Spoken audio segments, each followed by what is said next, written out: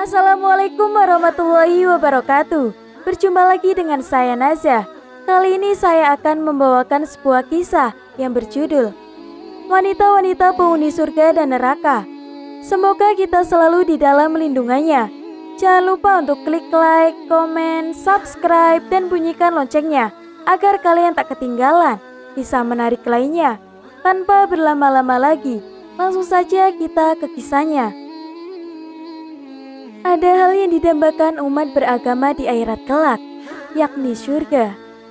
Sebaliknya ada hal yang sangat ditakuti dan sangat dihindari, yakni neraka. Namun, tak dapat dipungkiri, masih banyak manusia yang nantinya akan masuk neraka. Mereka adalah orang-orang yang kufur, durhaka, dan melakukan perbuatan tercela lainnya. Tapi perlu kita ketahui bahwa Rasulullah SAW menyebut bahwa mayoritas penghuni neraka adalah perempuan.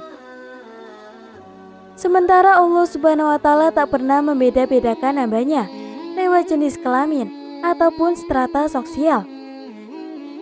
Di sisi Allah Subhanahu wa Ta'ala, hanya yang bertakwa yang paling tinggi derajatnya. Dalam hadis riwayat Bukhari yang artinya, aku diperlihatkan tentang neraka. Saat itu kebanyakan penduduknya adalah kaum wanita yang kufur. Lalu sahabat bertanya, apakah mereka kufur kepada Allah? Rasulullah SAW menjawab, mereka kufur terhadap suami-suami, mereka kufur terhadap kebaikan-kebaikannya. Jika engkau berbuat baik kepada salah seorang di antara mereka selama kurun waktu yang panjang, kemudian dia melihat sesuatu pada dirimu yang tidak dia sukai, niscaya dia akan berkata, aku tidak pernah melihat sedikit pun kebaikan pada dirimu. Sayyidina Ali radhiyallahu anhu meriwayatkan, aku bersama dengan Fatimah berkunjung ke rumah Rasulullah SAW. Maka kami temui beliau sedang menangis. Kami bertanya kepada beliau, apakah yang menyebabkan engkau menangis, wahai Rasulullah? Beliau menjawab, pada malam aku di perjalanan ke langit, aku melihat orang-orang yang sedang mengalami penyiksaan. Maka, apabila aku teringat keadaan mereka, aku sangat menangis. Lalu Sayyidina Ali bertanya lagi, wahai Rasulullah, apakah yang engkau lihat? Beliau bersabda, bahwa beliau melihat wanita yang digantung, dengan rambutnya dan otaknya kepalanya mendidih. Dan beliau melihat wanita yang digantung dengan lidahnya, serta tangannya dicopot dari punggungnya. Lalu aspal mendidih dari neraka dituangkan ke kerongkongannya. Beliau juga melihat yang digantung dengan buah dadanya dari balik punggungnya. Sedangkan air getah kayu jakum dituangkan ke kerongkongannya. Beliau juga melihat wanita yang digantung diikat kedua kaki dan tangannya ke arah ubun-ubun kepalanya, serta dibelit dan dibawa kekuasaan ular dan kalajengking. Beliau juga melihat wanita yang memakan badannya sendiri, serta dibawanya tanpa api yang berkobar-kobar dengan hebatnya. Beliau melihat wanita yang memotong-motong badannya sendiri dengan gunting dari neraka. Beliau melihat wanita yang bermuka hitam, serta dia makan usus-ususnya sendiri. Lalu beliau melihat wanita yang tuli, buta, dan bisu di dalam peti neraka, sedangkan darahnya mengalir dari lubang-lubang badannya, yakni hidung, telinga, dan mulut, dan badannya membusuk akibat penyakit kulit dan lepra. Beliau melihat wanita yang berkepala seperti kepala babi dan berbadan himar atau keledai yang mendapat berjuta macam siksaan. Beliau melihat wanita yang berbentuk anjing, sedangkan beberapa ular dan kalajengking masuk melalui duburnya atau mulutnya dan keluar melalui duburnya. Sedangkan malaikat sama-sama memukuli kepalanya dengan palu dari neraka. Lalu berdirilah Fatimah seraya berkata, wahai ayahku, penyejuk mata kesayanganku, ceritakanlah kepadaku, apakah amal perbuatan wanita-wanita itu? Rasulullah SAW bersabda, hai Fatimah, adapun tentang hal itu, wanita yang digantung dengan rambutnya itu, karena tidak menjaga rambutnya dari kalangan laki-laki. Maksudnya tidak memakai jilbab. Lalu wanita yang dikandung dengan lidahnya, karena dia menyakiti hati suaminya dengan kata-katanya. Kemudian Rasulullah Shallallahu Alaihi Wasallam bersabda, tidak seorang wanita pun yang menyakiti hati suaminya melalui kata-kata, kecuali Allah Subhanahu Wa Taala akan membuat mulutnya kelak di hari kiamat selebar 73 dirah, sekitar 3000 cm, kemudian akan mengikatnya di belakang lehernya. Adapun wanita yang dikandung dengan buah dadanya, karena dia menyusui anak orang lain tanpa seizin suaminya. Adapun wanita yang diikat dengan kaki dan tangannya, karena dia keluar rumah tanpa seizin suami, dan tidak mandi wajib dari haid dan dari nifas. Adapun wanita yang memakan badannya sendiri, karena dia bersolek untuk dilihat laki-laki lain, serta suka membicarakan aib orang lain.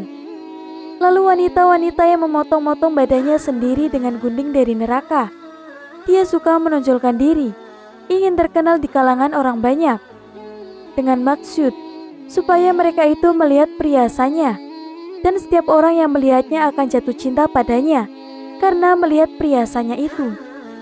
Adapun wanita yang diikat dengan kedua kaki dan tangannya sampai ke ubun-ubunnya, dan dibeli oleh ular dan kalajengking, karena dia mampu untuk mengerjakan sholat dan puasa, sedangkan dia tidak mau berwudu dan tidak sholat, dan tidak mau mandi wajib. Adapun wanita yang kepalanya seperti kepala babi dan badannya seperti keledai, itu karena dia suka mengadu domba serta berdusta. Wanita yang berbentuk seperti anjing, karena dia ahli fitnah serta suka marah-marah pada suaminya. Dalam sebuah hadis, Rasulullah Shallallahu Alaihi Wasallam bersabda, 4 jenis wanita yang berada di surga dan 4 jenis wanita yang berada di neraka. Dan beliau menyebutnya, di antara 4 jenis perempuan yang berada di surga adalah yang pertama, perempuan yang menjaga diri dari berbuat haram, lagi berbakti kepada Allah dan suaminya. Yang kedua, perempuan yang banyak keturunannya, lagi penyabar, serta menerima dengan senang hati dengan keadaan yang serba kekurangan di dalam kehidupan bersama suaminya. Yang ketiga, perempuan yang bersifat pemalu, dan jika suaminya pergi, maka ia menjaga dirinya dan harta suaminya. Dan jika suaminya datang, ia mengekang mulutnya dari perkataan yang tidak layak kepadanya. Lalu yang keempat, perempuan yang ditinggal mati oleh suaminya, dan ia mempunyai anak-anak yang masih kecil, lalu ia mengekang dirinya hanya untuk mengurusi anak-anaknya dan mendidik mereka, serta memperlakukannya dengan baik, dan mereka tidak bersedia kawin karena khawatir anak-anaknya akan terlantar. Kemudian Rasulullah Shallallahu Alaihi Wasallam bersabda, dan adapun 4 jenis wanita yang berada di neraka. Yang pertama, perempuan yang jelek atau jahat mulutnya terhadap suaminya. Jika suaminya pergi, maka ia tidak menjaga dirinya, dan jika suaminya datang, ia memakinya. Yang kedua adalah perempuan yang memaksa suaminya untuk memberi apa yang ia tidak mampu. Yang ketiga adalah perempuan yang tidak menutupi dirinya dari kaum lelaki dan keluar dari rumahnya dengan menampakkan perhiasannya dan memperlihatkan kecantikannya untuk menarik perhatian kaum lelaki. Yang keempat adalah perempuan yang tidak mempunyai tujuan hidup kecuali makan, minum, dan tidur, dan ia tidak senang berbakti kepada Allah Subhanahu Wa Taala, Rasul, dan suaminya. Oleh karena itu, seorang perempuan yang bersifat dengan sifat-sifat 4 ini, maka ia dilaknat dan termasuk ke dalam ahli neraka, kecuali jika ia bertaubat. Diceritakan dari istri Humaid As-Saidi bahwa ia datang kepada Rasulullah Shallallahu Alaihi Wasallam. Kemudian ia berkata, "Wahai Rasulullah, sesungguhnya aku senang mengerjakan sholat bersamamu." Nabi Muhammad Shallallahu Alaihi Wasallam berkata, "Aku mengerti bahwa engkau senang mengerjakan sholat bersamaku. Akan tetapi, sholatmu di tempat tidurmu itu lebih baik daripada sholatmu di kamarmu." dan sholatmu di kamarmu lebih baik dari sholatmu di rumahmu, dan sholatmu di rumahmu lebih baik daripada sholatmu di masjidku. Rasulullah Shallallahu Alaihi Wasallam bersabda, sesungguhnya yang lebih disukai sholatnya perempuan oleh Allah ialah yang dilakukan pada tempat yang amat gelap di rumahnya. Dari hadis ini dijelaskan bahwa pentingnya bagi perempuan untuk tidak keluar rumah, bahkan untuk melaksanakan sholat jamaah. Tetapi lebih baik bagi perempuan untuk melaksanakan sholat di rumahnya untuk menjaga dirinya sendiri. Diceritakan dari Dewi Aisyah radhiyallahu anhu, pada suatu ketika Rasulullah Shallallahu Alaihi Wasallam duduk di masjid. Tiba-tiba masuklah seorang perempuan dari suku Muzainah yang memakai pakaian yang terseret-seret di tanah untuk perhiasan pada dirinya di masjid. Maka Rasulullah Shallallahu Alaihi Wasallam bersabda, wahai manusia, laranglah istri-istrimu dari memakai perhiasan dan memperindah gaya berjalan di dalam masjid. Karena sesungguhnya kaum Bani Israel itu tidak dilaknat hingga mereka memberi pakaian istri-istri mereka dengan pakaian perhiasan, dan mereka berjalan dengan gaya sombong di dalam masjid. Ibnu Abbas radhiyallahu anhu meriwayatkan bahwa Rasulullah Shallallahu Alaihi Wasallam bersabda, apabila seorang wanita keluar rumahnya dengan mempersolek dirinya serta memakai wangi-wangian dan suaminya ridho akan perbuatannya demikian itu, maka dibangunkan untuk suaminya pada setiap pelangkah istrinya sebuah rumah di neraka. Rasulullah Shallallahu Alaihi Wasallam bersabda, jihad seorang wanita ialah taat kepada suami dan menghiaskan diri untuknya. Istri tidak wajib taat perintah dan arahan suami apabila perintah dan arahan itu bertentangan dengan hukum Allah Subhanahu wa Ta'ala. Imam Al-Ghazali menegaskan, seorang istri wajib mentaati suaminya sepenuhnya dan memenuhi segala tuntutan suami dari dirinya selagi tuntutan itu tidak mengandung maksiat. Di dalam kitab Uqudul Jain disebutkan macam-macam wanita yang masuk neraka dan wanita yang masuk surga. Abdullah bin Mas'ud mendengar Rasulullah Shallallahu Alaihi Wasallam bersabda, mana saja yang diajak suaminya ke tempat tidurnya, lalu ia menunda-nunda hingga suaminya tidur, maka ia dilaknat oleh Allah Subhanahu wa Ta'ala. Wanita mana saja yang cemberut di hadapan suaminya, maka dia dimurkai oleh Allah sampai ia dapat menimbulkan senyuman dari suami dan meminta keriduannya. Abdurrahman bin Auf radhiyallahu anhu mendengar Rasulullah Shallallahu Alaihi Wasallam bersabda, wanita mana saja yang durhaka di hadapan suaminya, melainkan ia berdiri dari kuburnya, mukanya menjadi hitam, dan wanita yang keluar rumahnya tanpa izin suaminya, maka ia dilaknati malaikat hingga ia kembali. Sayyidina Utsman bin Affan radhiyallahu anhu mendengar Rasulullah Shallallahu Alaihi Wasallam bersabda, tiada seorang istri yang keluar dari rumah suaminya tanpa seizin suaminya, melainkan segala sesuatu yang terkena sinar matahari hingga ikan-ikan di laut melaknatinya. Rasulullah Shallallahu Alaihi Wasallam bersabda, siapa manusia lebih besar haknya dari istri? Rasulullah Shallallahu Alaihi Wasallam bersabda, suaminya. Aku bertanya lagi, dan siapakah yang lebih besar haknya bagi seorang lelaki? Rasulullah bersabda, ibunya. Rasulullah Shallallahu Alaihi Wasallam bersabda, 3 golongan manusia yang Allah tidak mau menerima sholatnya dan amal kebaikannya tidak dinaikkan ke langit, yaitu budak yang minggat dari tuannya hingga ia kembali, wanita yang dimurkai suaminya hingga suaminya ridho, dan pemabuk hingga ia sadar. Rasulullah Shallallahu Alaihi Wasallam bersabda, jika seorang istri berkata kepada suaminya, aku sama sekali tidak pernah melihat kebaikanmu, maka amalnya benar-benar terhapus. Maksudnya wanita itu mengingkari suaminya, sehingga segala amal kebaikannya dilenyapkan oleh Allah Subhanahu wa Ta'ala, dan rusaknya amal itu sebagai balasan terhadap istrinya. Artinya pahala Allah itu terhalang kecuali jika ia kembali mengakui segala kebaikan suaminya. Demikian kalau memang ucapannya itu benar. Istri tidak boleh dicela, sebagaimana ucapan budak kepada tuannya. Begitulah menurut Syekh Al-Azizi hadis tersebut.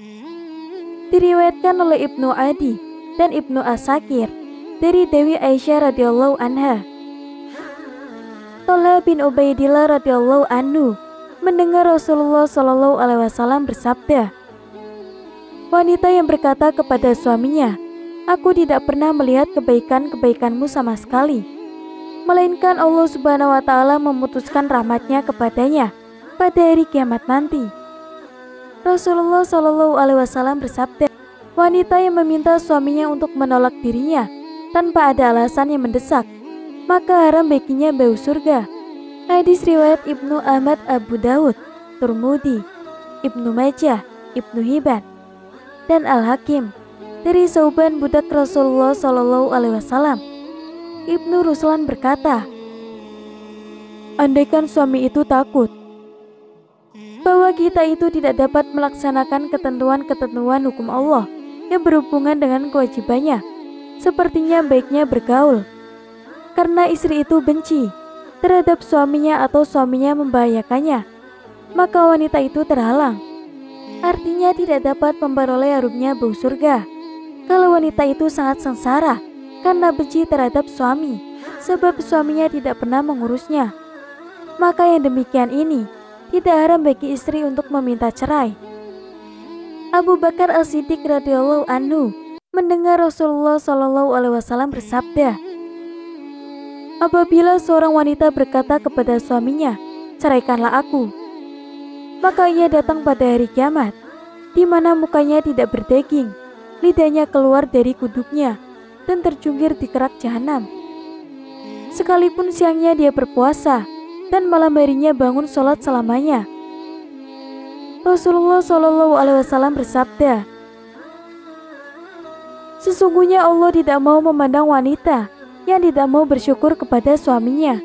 Rasulullah Shallallahu alaihi wasallam juga bersabda, Allah tidak mau memandang wanita yang tidak mau bersyukur kepada suaminya, sedangkan dia tidak dapat mencukupi suaminya. Andai kata seorang wanita itu mempunyai harta kekayaan seperti kerajaan Nabi Sulaiman bin Daud alaihissalam, dan suaminya memakan harta itu, lalu ia bertanya kepada suaminya, di mana hartaku? Allah pasti melebur amal wanita itu 40 tahun.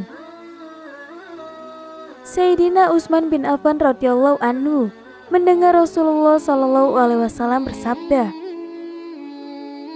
andai kata wanita itu memiliki dunia seisinya dan membelanjakan semua hartanya untuk suaminya, kemudian ia mengungkit-ungkit suaminya sesudah waktu yang cukup lama, maka Allah Subhanahu wa taala meleburkan amalnya dan ia dihalau bersama korun.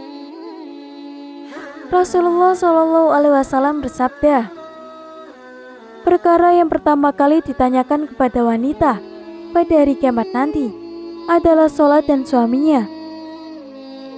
Rasulullah Shallallahu alaihi wasallam bersabda, perkara yang pertama kali diteliti bagi lelaki adalah sholatnya, kemudian istrinya, dan budak yang dimilikinya. Jika ia bergaul dengan mereka dengan baik dan berbuat baik kepada mereka, maka Allah Subhanahu wa taala berbuat baik kepadanya. Dan perkara yang pertama kali diteliti bagi wanita adalah sholatnya, kemudian hak suaminya. Rasulullah Shallallahu alaihi wasallam bersabda, bagaimana kedudukanmu terhadap suamimu? Jawabannya, saya tidak mempersempit dan tidak sembrono dalam berhikmah kepadanya, kecuali jika saya tidak mampu melakukannya. Rasulullah Shallallahu alaihi wasallam bersabda, bagaimana kedudukanmu kepadanya? Maka dia adalah surga dan dia adalah nerakamu. Cukup sekian kisah yang dapat saya sampaikan. Semoga bermanfaat dan memberi pelajaran bagi kita semua. Akhir kata, wassalamualaikum warahmatullahi wabarakatuh.